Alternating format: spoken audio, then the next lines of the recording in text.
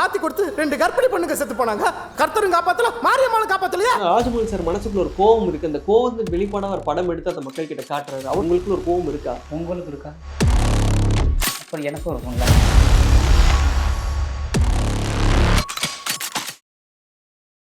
இப்போது புதிய அறிமுகம் ஆச்சி ஹோட்டல் சாம்பார் 50 கிராம் ரூபாய் 20 மட்டுமே. ஒருவேளை நீங்க பண்ண படம் வெப் சீரிஸ்ல என்ன படம் பண்ணிருக்கீங்க? இப்போ ஜப்பான் வந்து வெப் சீரிஸ்க்காக எழுதின கதை தான்.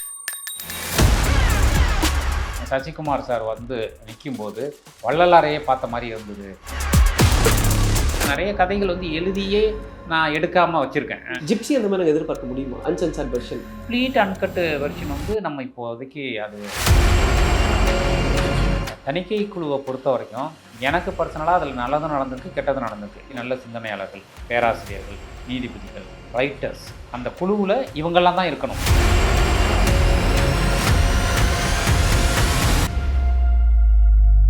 வணக்கம் சார், எப்படி இருக்கீங்க? வணக்கம், நல்லா இருக்கேன். ரொம்ப சந்தோஷமா இருக்கு. இப்போ மயிலாட் படம் திரையரங்கில் வெற்றிகரமாக போயிட்டு இருக்கு. அதுக்கு என்னுடைய வாழ்த்துக்கள்.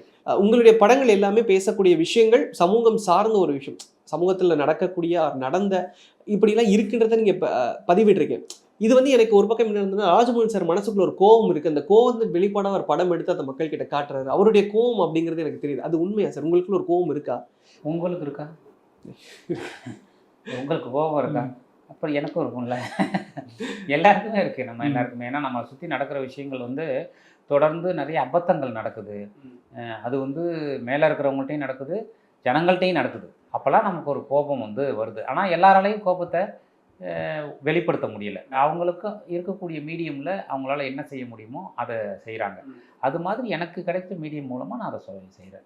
சார், இந்த கதை எழுதுறப்போ உங்களுக்கு வந்து சசிகுமார் தான் இந்த கேரக்டர் பண்ணணும், சைத்ரா இதை பண்ணணுன்றது ப்ரீ டிசைன்டு, இல்லைன்னா அது தொடர்ந்து நடந்ததா ஒரு ப்ராசஸ்? இல்லை, அது ஒரு ப்ராசஸாக தான் நடந்தது.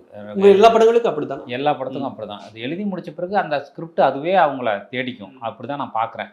அவர்கிட்ட போய் கதை சொன்னேன், இரா சரவணன் மூலமாக கதை சொல்லி. அவர் கதை கேட்டு உடனே ரொம்ப நல்லாயிருக்கு, இது நீங்கள் நினச்ச படமாக எடுங்க அப்படின்னு உள்ளே வந்தார். அது மாதிரி சைத்ரா வந்து அவங்களோட டோபி சைடு ஏ சைடு பி படம் பார்த்துட்டு அவங்க கரெக்டாக இருப்பாங்க அந்த சுசீலா கேரக்டருக்குன்னு சொல்லி கூப்பிட்டேன். ஸோ அவங்க உள்ளே வந்தாங்க. ஸோ இதெல்லாம் வந்து ஆர்கானிக்காக இந்த படைப்பு வந்து அதுக்கு என்ன தேவையோ அதை எடுத்துக்கிச்சு. ஒருவேளை நீங்கள் பண்ண படம், ஒருவேளை அது படமாக பண்ணாமல் வெப் சீரிஸில் என்ன படம் பண்ணியிருப்பீங்க சார்? இப்போ ஜப்பான் வந்து வெப் சீரிஸ்க்காக எழுதின கதை தான். வெப் சீரிஸ் பண்ணுறதுக்காக, அதாவது அந்த அடிப்படையாக அது எழுதின ஒரு சினாப்சிஸ் வந்து வெப் சீரிஸ்க்காக பண்ணது தான். அது நிறைய கேரக்டர்ஸு அப்படி வச்சு இருந்தது. ஸோ அதனால் அதை இப்போவுமே அது வெப் சீரிஸாக பண்ணால் வேறு ஸ்பேஸில் இருக்கும். அண்ட் இன்னொன்று, ஜிப்சி ரிலீஸ் ஆன டைமில் நிறைய சென்சார் கான்ட்ரவர்சி இருந்தது, ஏகப்பட்ட பிரச்சனை இருந்தது. இன்றைக்கி ஓடிடி பிளாட்ஃபார்ம்ஸ் வந்ததுக்கப்புறமா நிறைய பேர் வந்து சென்சாரில் பிரச்சனை வந்த திரைப்படங்களை ஓடிடியில் அன்சென்சார் கண்டென்ட்டாகவே ரிலீஸ் பண்ணுறாங்க. இப்போ விடுதலையுடைய 1 வெர்ஷன் டேரக்டர்ஸ் கட்டாக இருக்குது, பராசக்தி அன்சென்சார் கட் இருக்குது. ஜிப்சி அந்த மாதிரி எதிர்பார்க்க முடியுமா, அன்சென்சார் வெர்ஷன்? ஆமாம், ஜிப்சி வந்து ஆல்மோஸ்ட் ஜீயில் கொடுத்தது வந்து சென்சாருக்கு பிறகு ஒரு சில கட்டு இல்லாமல் ஒரு அன்சென்சார் தான் கொடுத்தோம். ஜீயில் இருக்கிறது அதில் வந்து ஒரு அன்சென்சார் கட்டு இருக்கும், ஆனால் கம்ப்ளீட்டாக இருக்காது. அதோடைய ஒரு வெர்ஷன் இருக்கும், அது நம்ம கொடுத்துருக்கோம். சென்சாருக்கு இல்லாத ஒரு வெர்ஷனு, அதை நீங்கள் பார்க்கலாம். அது இல்லாத கம்ப்ளீட் அன்கட்டு வெர்ஷன் வந்து நம்ம இப்போதைக்கு அது பண்ணலை. ஒரு இயக்குனராக உங்களுக்கு அந்த விஷயங்கள் எப்படி சார் இருக்குது? சென்சார்ஷிப் உடைய ஒரு பிரச்சனை பிகாஸ் சார் தொடர்ந்து பல படங்களுக்கு இருக்குது. தணிக்கை குழுவை பொறுத்த வரைக்கும் எனக்கு பர்சனலாக அதில் நல்லதும் நடந்திருக்கு, கெட்டதும் நடந்திருக்கு. இப்போ மயிலாடு வந்து கம்ப்ளீட்டாக எதுவுமே அவங்க ரெஸ்ட்ரிக்ட் பண்ணல, கம்ப்ளீட்டாக விட்டாங்க, ஒரு அப்ரிசியேஷன் பண்ணி விட்டாங்க. ஜிப்சியில் அந்த மாதிரி நடந்தது, நிறைய கட்ஸ் நடந்தது. அதனால் எனக்கு 2 அனுபவமுமே இருக்குது.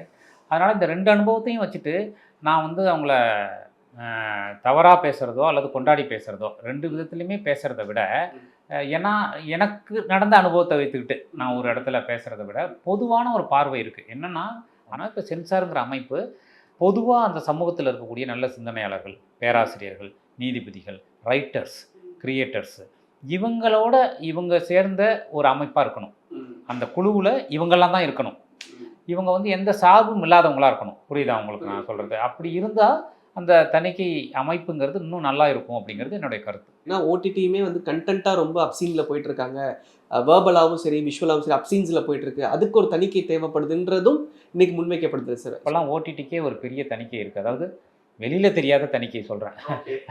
புரியுதா உங்களுக்கு? அதனால் ஓடிடிலாம் இப்போ வந்து நீங்கள் எல்லா கருத்தையும் ஓடிடிலலாம் பேசிட முடியாது. சார் இதை தாண்டி உங்களுடைய படங்கள் ஒவ்வொன்றுமே வந்து ஒவ்வொரு விஷயங்களை பேசுது. இப்போ சில இயக்குனர்கள் வந்து ஒன்லி அந்த வயலன்ஸ் ஸ்கிரிப்டாக இருக்கும், அந்த மாதிரி இருக்கும். பட் உங்களுடைய கதைகள் வந்து ஒவ்வொன்று வேற மாதிரி, குக்கு வேற மாதிரி, ஜப்பான் வேற மாதிரி, ஜிப்சி வேற மாதிரி, ஜோக்கர் வேற மாதிரி.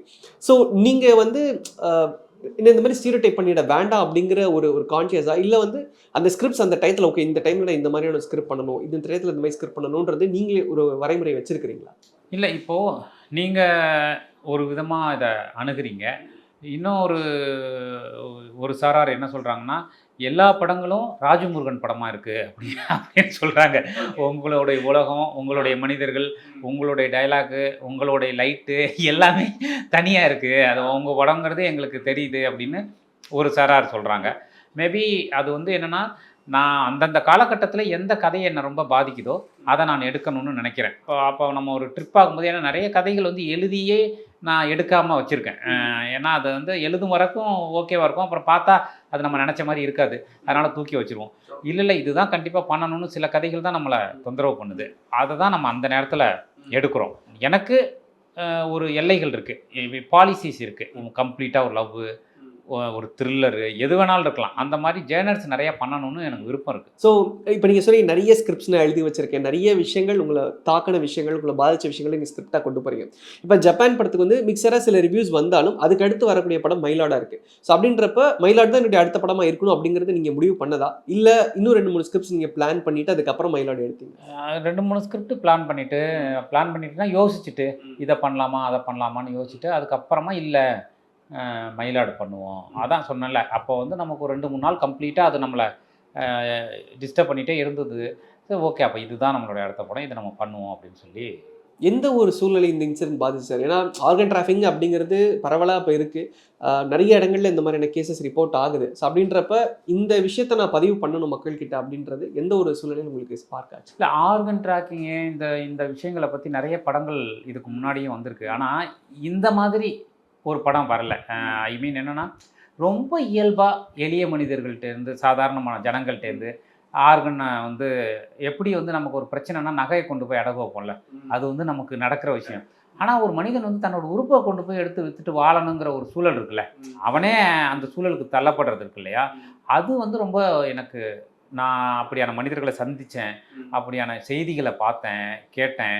அது வந்து என்னை ரொம்ப டிஸ்டர்ப் பண்ணுச்சு. அவங்களுடைய சூழல் வந்து எனக்கு ரொம்ப அதிர்ச்சியாக இருந்தது. அதான் சொல்கிறேன், அது அவங்களுக்கான இயல்பாக இருக்குது. அப்போது இந்தியா மாதிரியான ஒரு டெமோக்ரஸிக்குள்ளே நாம் பார்த்துக்கிட்டு இருக்கிற மனிதர்கள், நம்ம கடந்து போயிட்டு இருக்கிற மனிதர்கள் இந்த மாதிரி இருக்காங்க.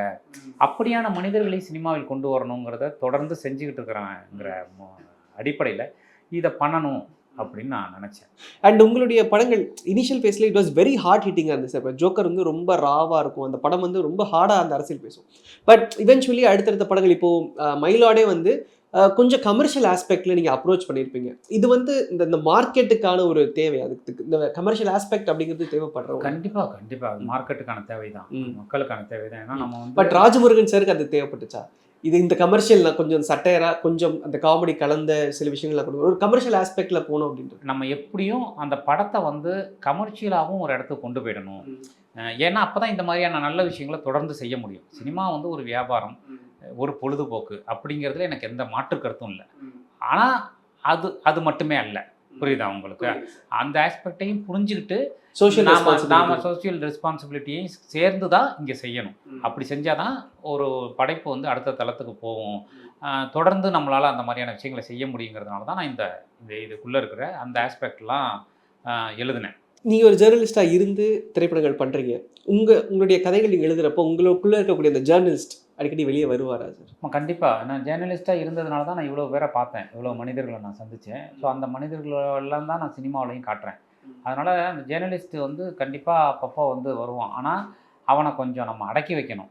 ஏன்னா ஸ்க்ரீன் ரைட்டிங் வந்து வேற ஒரு ஸ்பேஸு, இது வந்து வேற ஒரு ஸ்பேஸு. கரெக்டாக இவன் இன்ஃபர்மேஷன் கொடுத்துட்டு போயிடணும். அவன் வந்து ரைட்டர் ரூமில் உட்காந்தானா பிரச்சனை.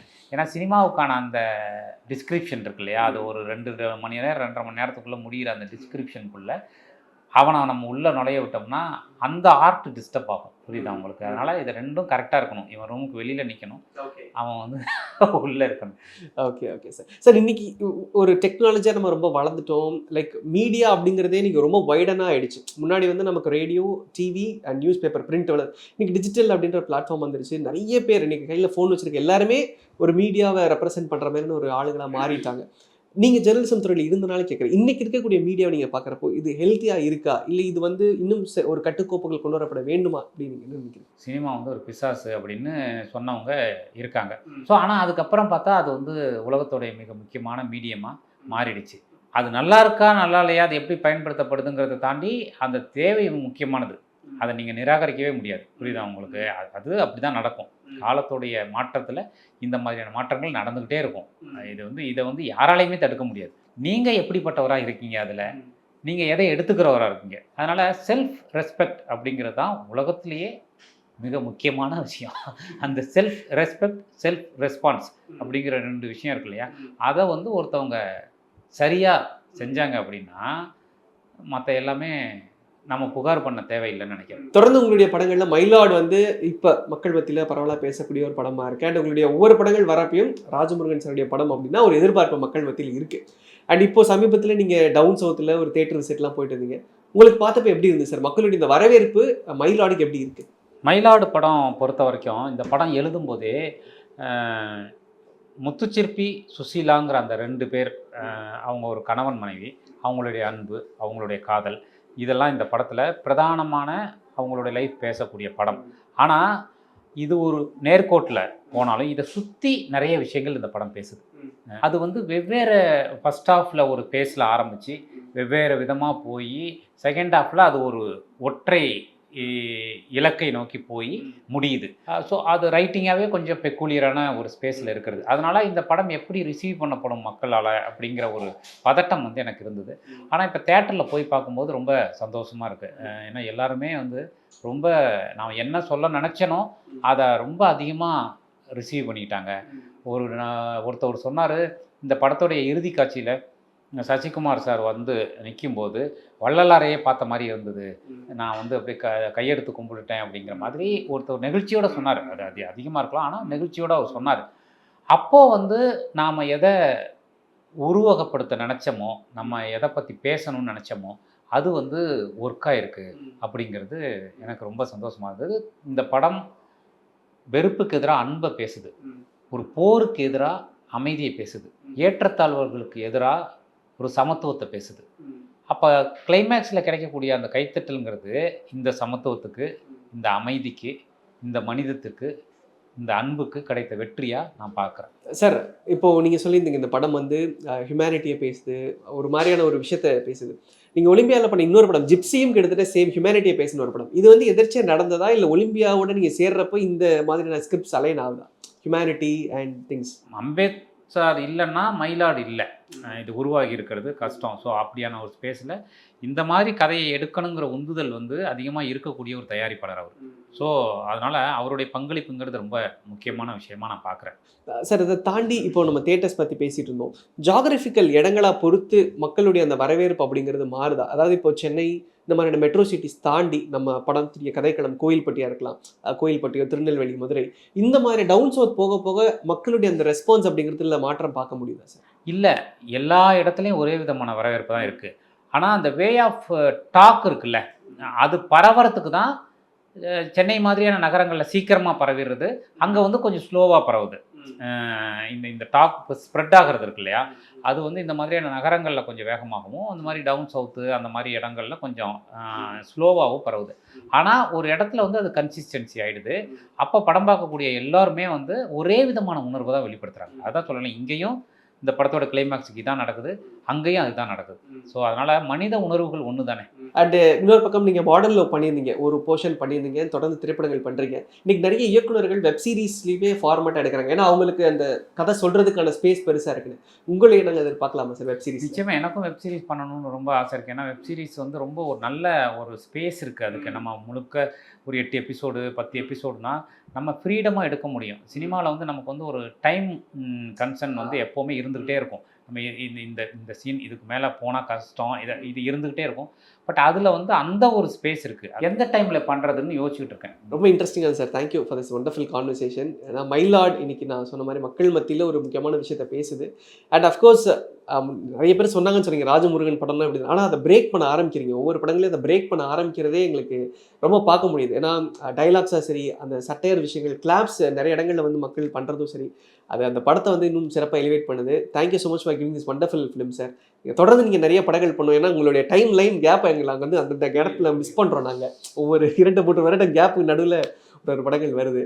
அதை கொஞ்சம் நீங்கள் பிரேக் பண்ணி கொஞ்சம் குயிக்காக கொடுத்தீங்கன்னா நல்லா இருக்கும் sir. Sure. Thank you very much. Thank you. இனிமேல் கொஞ்சம் சீக்கிரமாக நிறைய படங்கள் பண்ணணும்னு எனக்குமே அந்த உத்வேகம் இருக்குது.